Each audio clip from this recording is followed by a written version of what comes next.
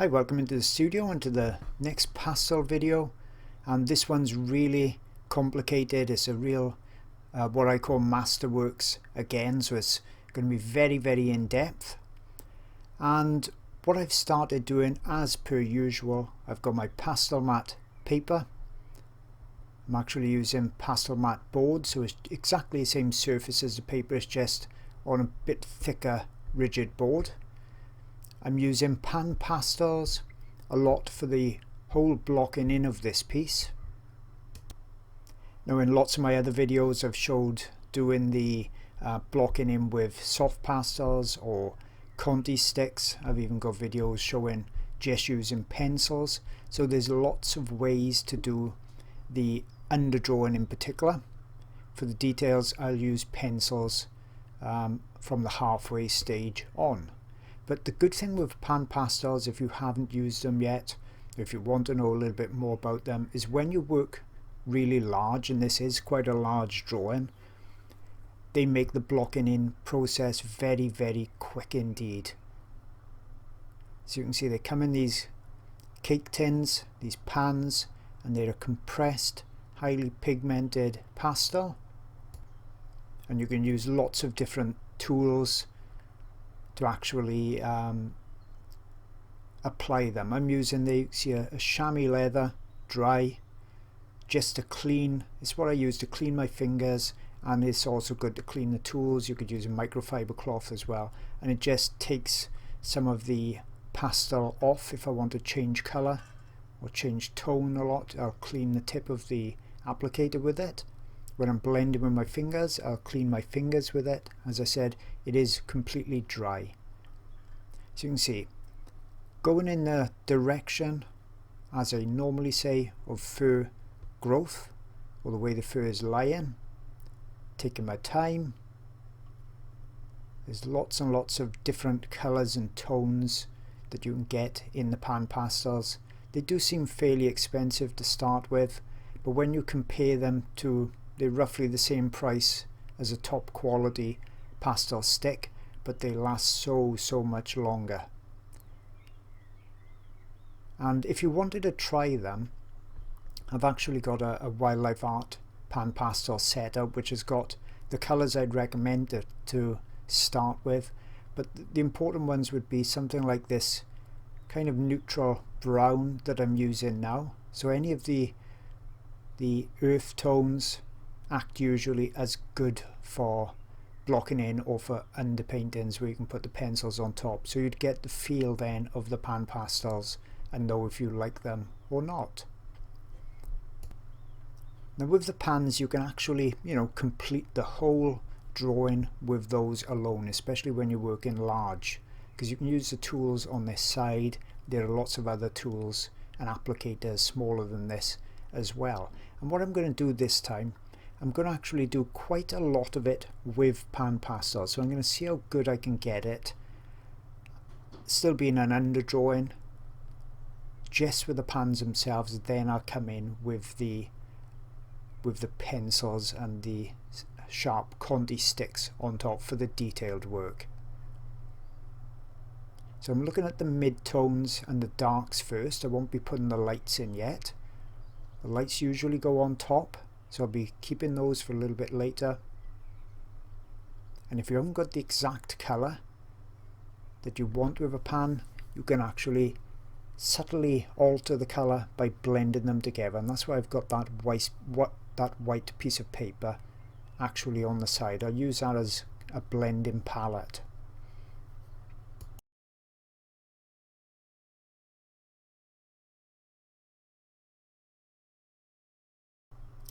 So you can see you can just get a bit of the pan color there, put a lighter tone to it. So I don't use it to create colors as such, but I use it to adjust them very slightly. And it's just normal white printer paper. You don't want a rough surface on there. I don't want it grabbing the pastel. I actually want it to just be able to blend easily, deposit it on the tool so that I can apply it to my drawing. Now the whole drawing took me around about 10.5 hours. As I said, it is quite a complex drawing. I have got beginner ones there as well, but I like to show you some of these real complicated ones because I know lots of you like to challenge yourself and do complicated subjects. So if you see my technique, you can then apply it to your own drawing and artwork. And remember, the technique is very, very similar to what we would be doing with oils. Here you can see me adding a few different colors together just to create something that's more accurate, closer to that reference. So you've seen how I'm applying it. I'm just going to start speeding it up, otherwise we're going to have 10 hours worth of video.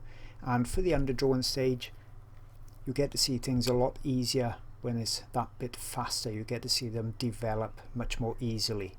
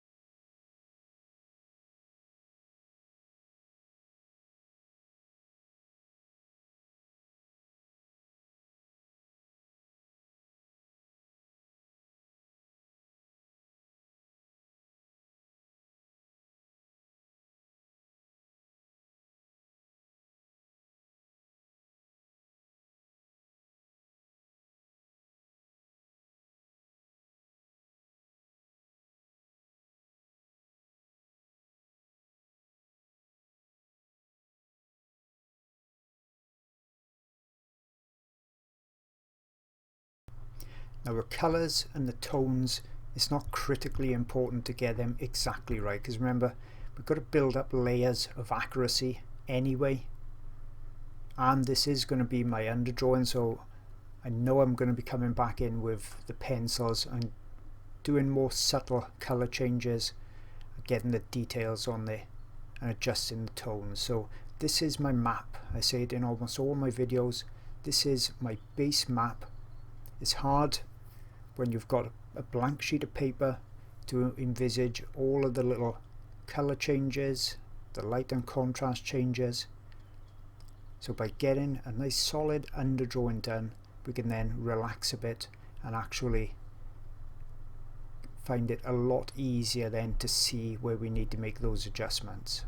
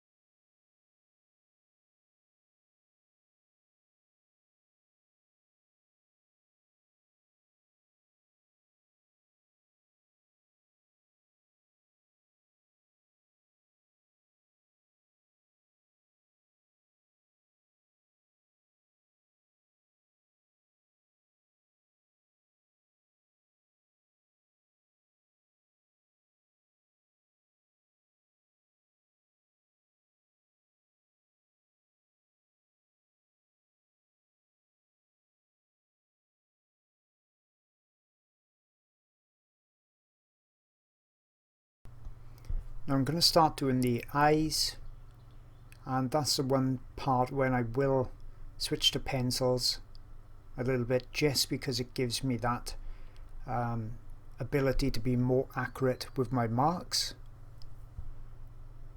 Just because I've got the pans out and I want to show a lot with the pan pastels as well, doesn't mean I can't use the other supplies that I've got. There's no point punishing myself trying to do all the fine details when I've got a pencil that's perfect for the job right next to me.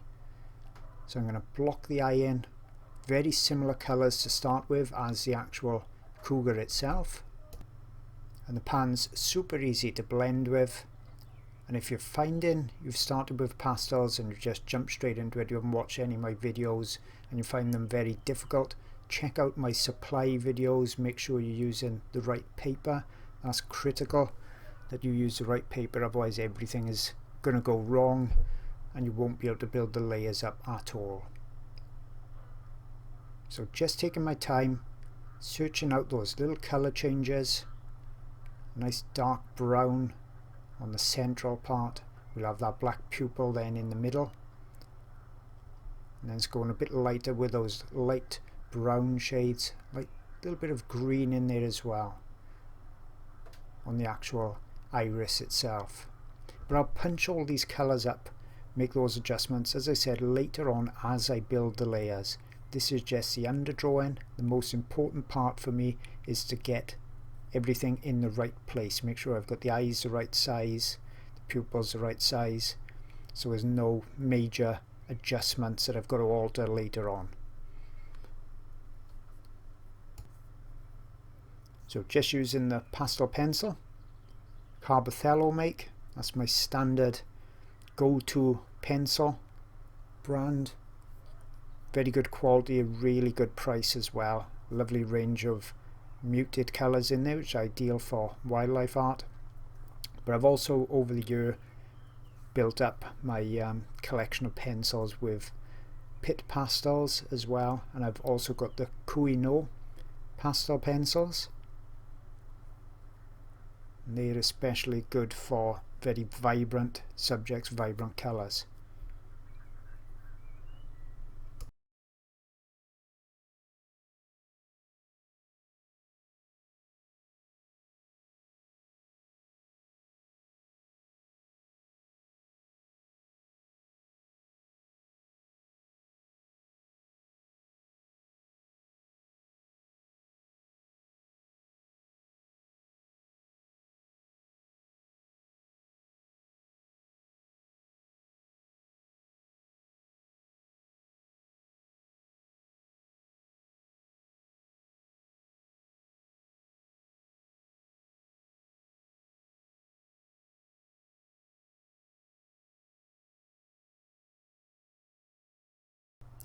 So that's the base colours in place. I can make a couple of slight adjustments now.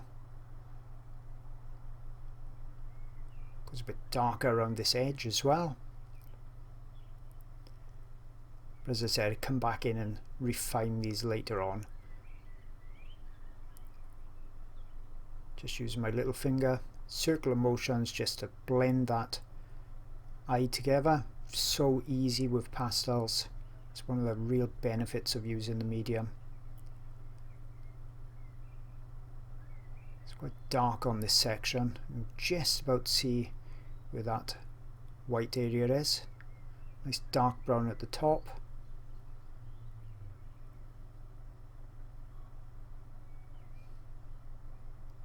But the eyes always look dead until you get the highlight in, and that highlight area that's say at the moment, that's just where I've left the pastel paper. Because if you want an area that's going to be very, very dark or very, very light, you don't want much pastel under it, because it's going to be difficult to get a super dark area or a super light area on anything other than pure pastel paper.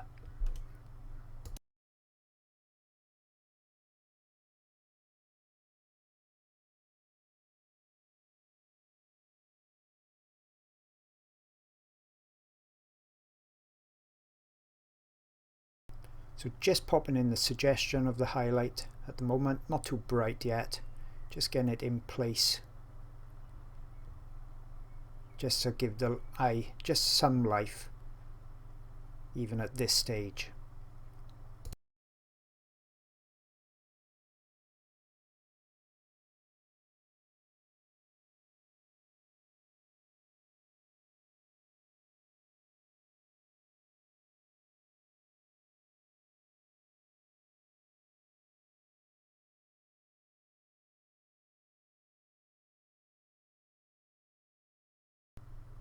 Okay, so zooming back out, you can see I've got lots of pans here at the top,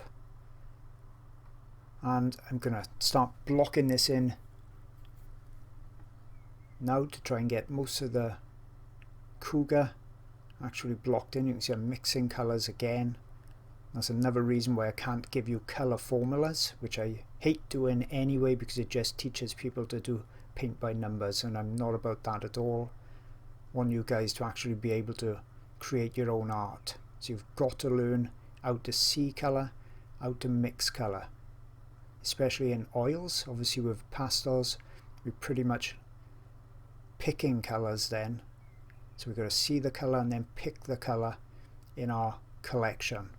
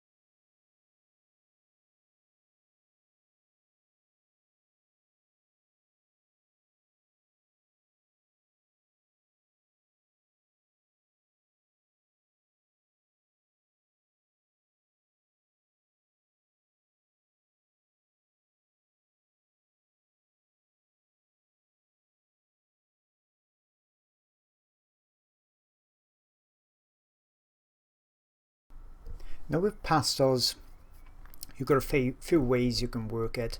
You can work top left to bottom right if you're right-handed, opposite if you're left-handed, so you're not leaning on it too much.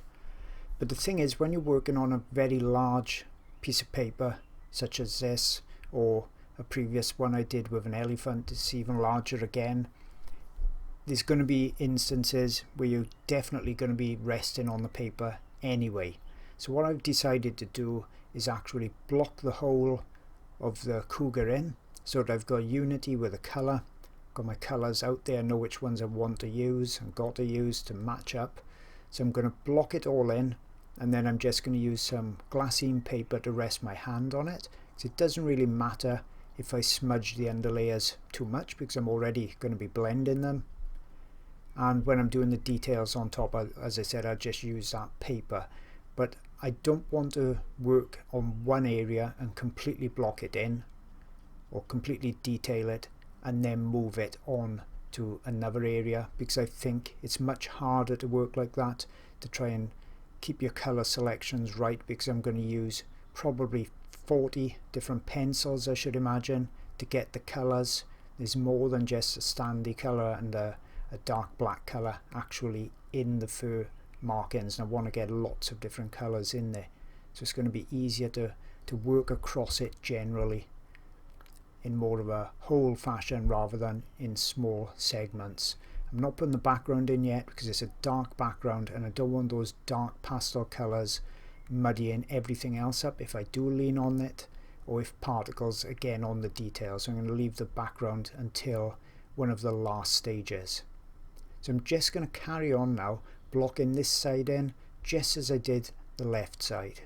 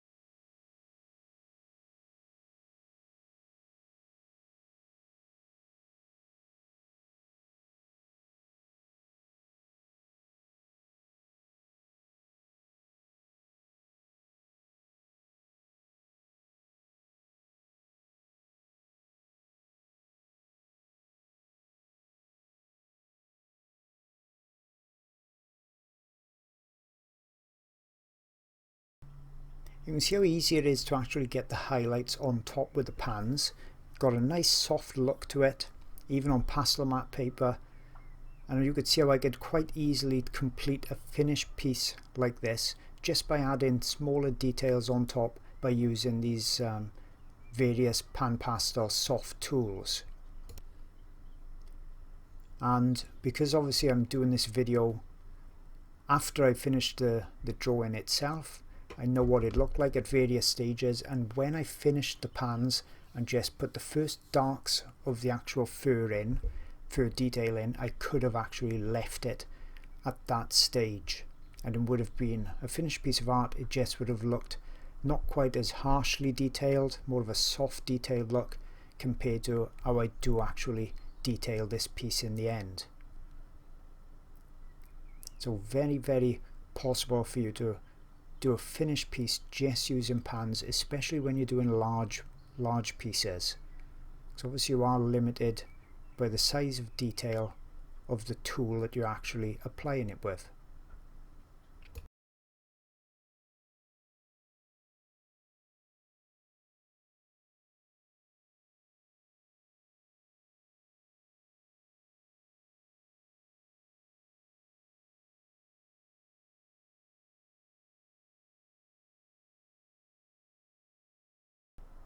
So zoomed in again so I can complete this right eye, bring that up to the same level of completion as the left, using the same technique, but I figured you'd want to actually see this one again. So I'm going to speed it up, same technique as I did on that left hand side.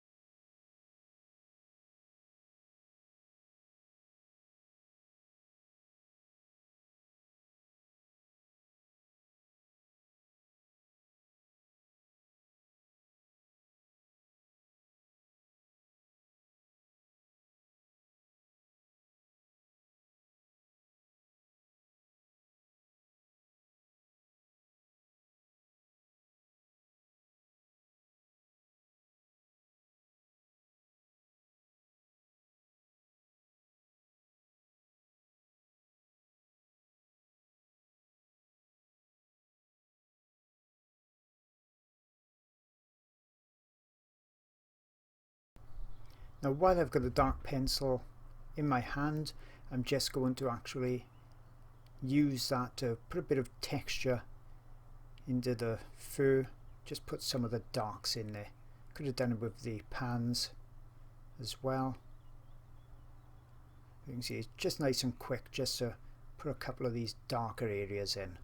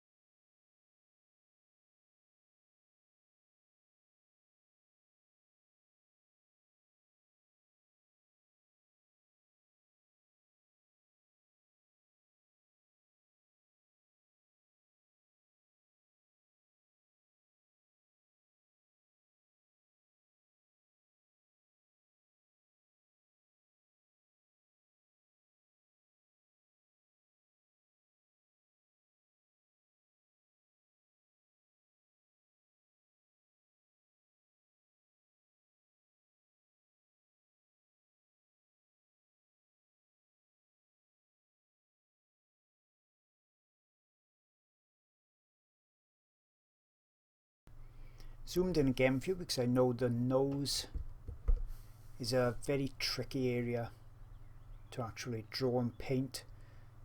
So I want to show you this in detail. There's not a lot to say on it really, it's more watch what I'm doing. It all looks a little bit lopsided at the moment, mainly because of the angle I've got the camera at, because it's such a large drawing that I'm doing. It's not pointing directly down onto the drawing surface. is at a slight angle. You can see I'm selecting, sometimes in these dark areas it's not black you need, it's a very rich warm colour as well, and obviously I can tone that then with darker colours on top. This is a pit pastel I'm using for the main fleshy colour of the nose. You can see how I toned that down then by putting a dark there, that Carbothello pencil, and I decided actually to use that very lightly. You can still see the paper through it in places, as kind of a dark tone, because we can easily put a light on top of the dark. I'm just going to blend it slightly with my finger. So as I said, you can see how lightly that was put on there. You can still see that grey pastel matte paper through it. And now I'll push a bit more firmly with this lighter fleshy colour. And already with just a mid-tone and a dark is starting to take shape, starting to have a bit of a three-dimensional look to it.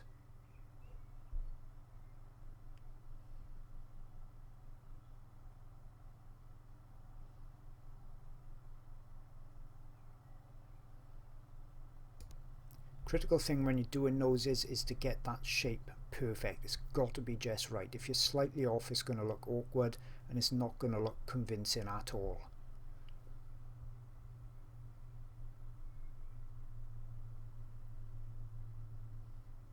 A bit lighter on top again. I didn't need a pure white. The only place I want something very bright is that top right corner where I've left that piece of untouched pastel matte paper. You can see the grey shining through on it, or showing through. So I want a real highlight in that section.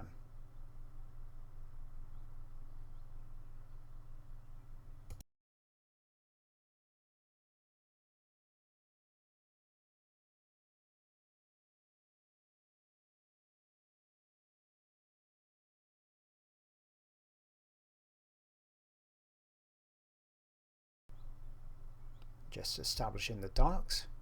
We need to go a bit darker on this top part of the nose as well, just roughly putting in that suggestion of texture up there as well. Need to go darker on the bottom.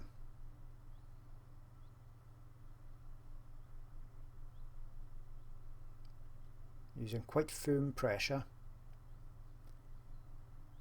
Just in the shape slightly. Need to go out at the bottom section, then it comes back in.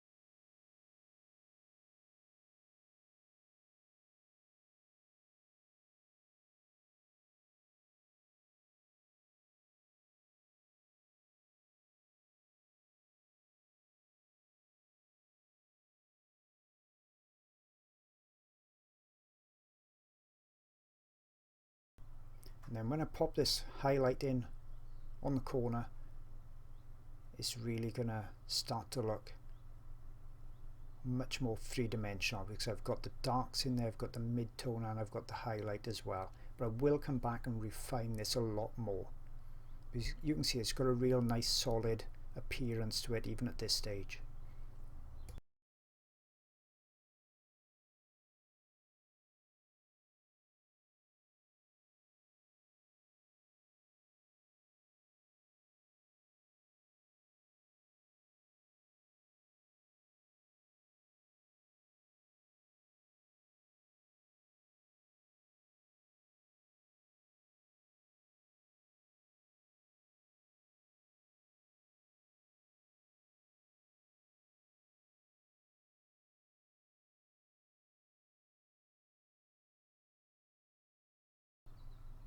Okay, so back out with the pan pastels.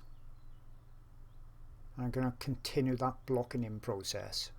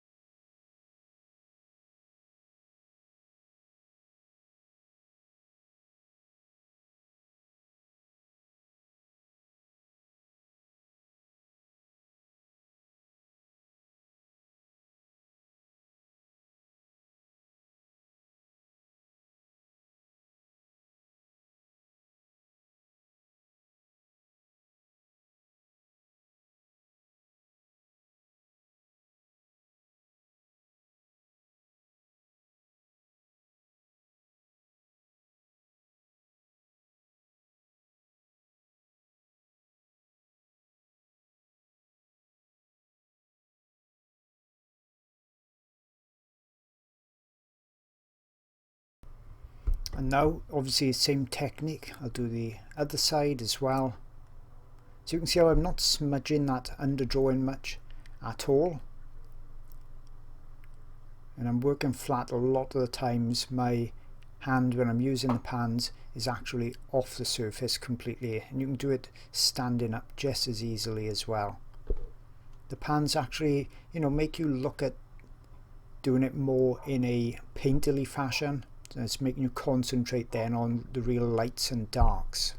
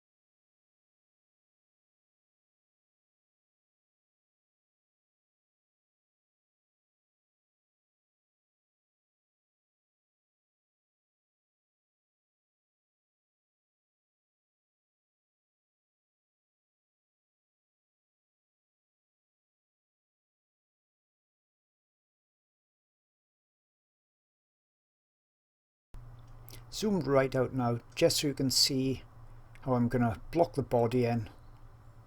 Not going to be too detailed at all with it.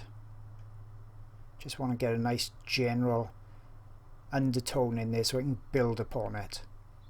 Still going to go in the direction of the fur growth, the way it's actually lying. That's very, very important, because all of these marks mean something. If I'm going up and down like I'm painting a wall, it's never going to actually look like fur.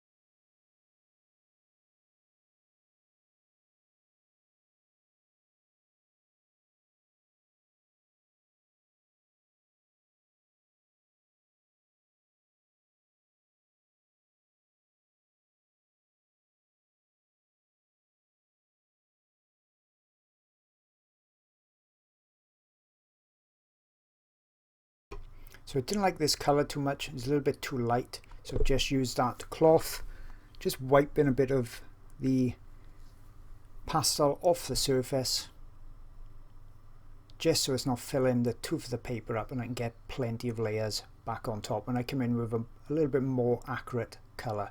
So, you know, everyone makes adjustment errors or mistakes,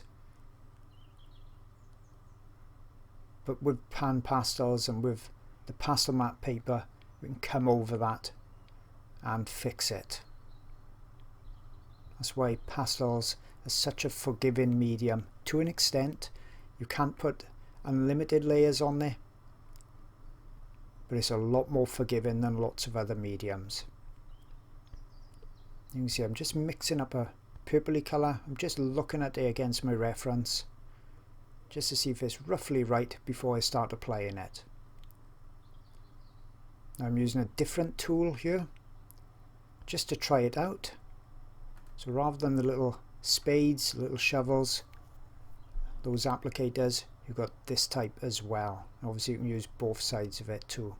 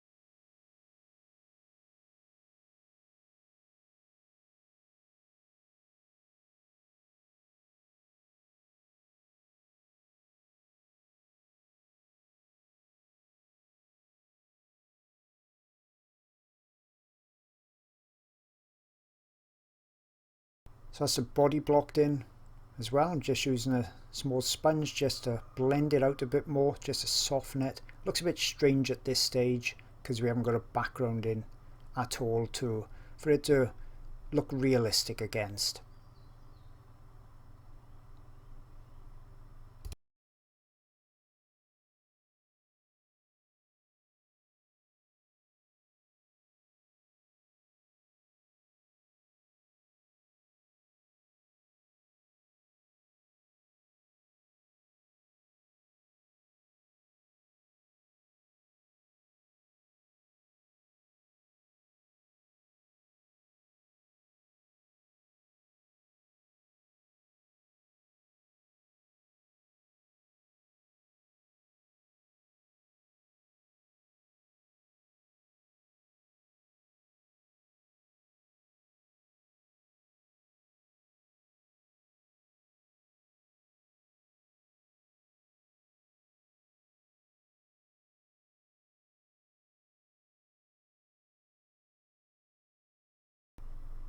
Here you can see how I'm building up the layers. Generally start with a mid-tone, get some darks in there, then put the highlights on top.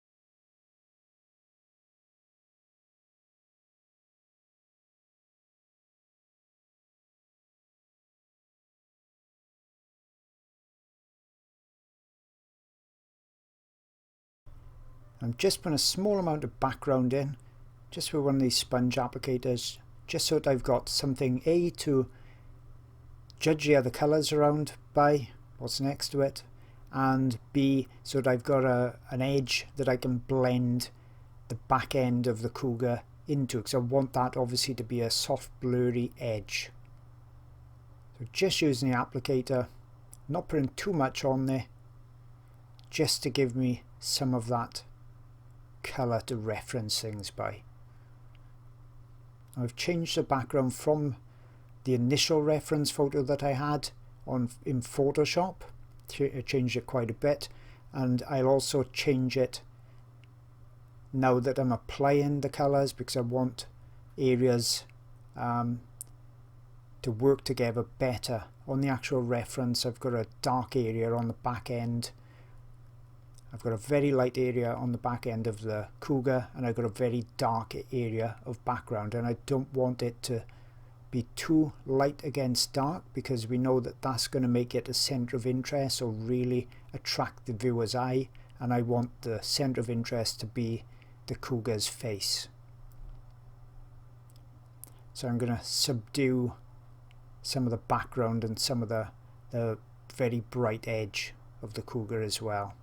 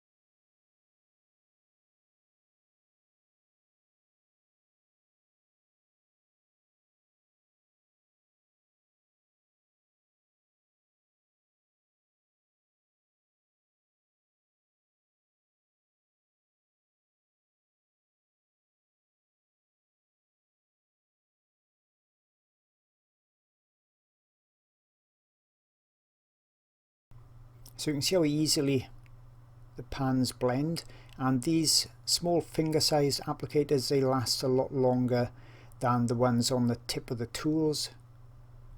They're a lot more resilient. The pan pastel, it's not got a very rough surface. The pastel matte paper, it's not got a very rough surface, but it does rip the ends of those little applicators to pieces in no time at all, especially when you're working large like this. So if you're doing a large area, it's much better to use these more of a sponge applicators.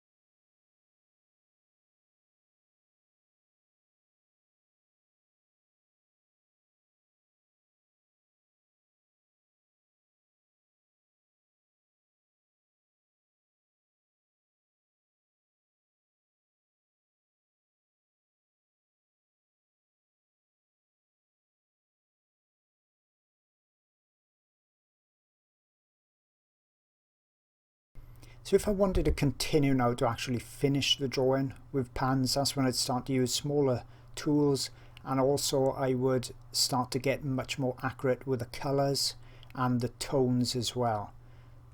So I'm going to adjust things a little bit, just to make sure I've got highlights and things in the right areas, but I am going to use the pencils to really push the level of detail as much as I possibly can.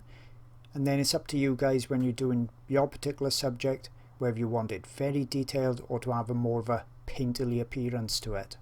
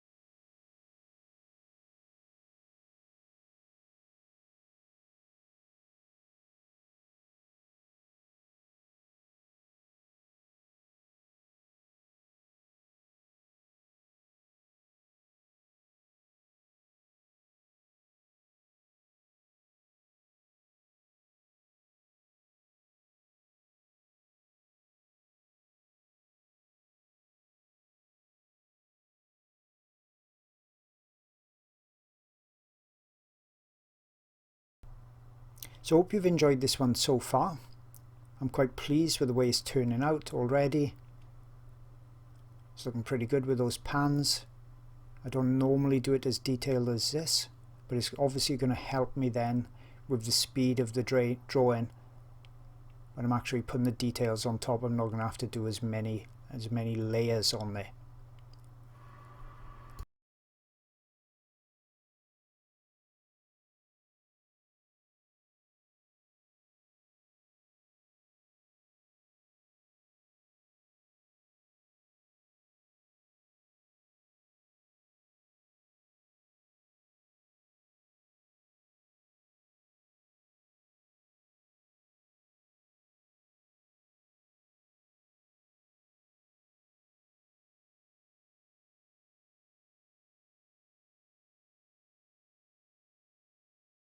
I think that's a good place to actually stop on this video, and in the next video we'll look at a lot more refinement and also the beginnings of the detailed work as well.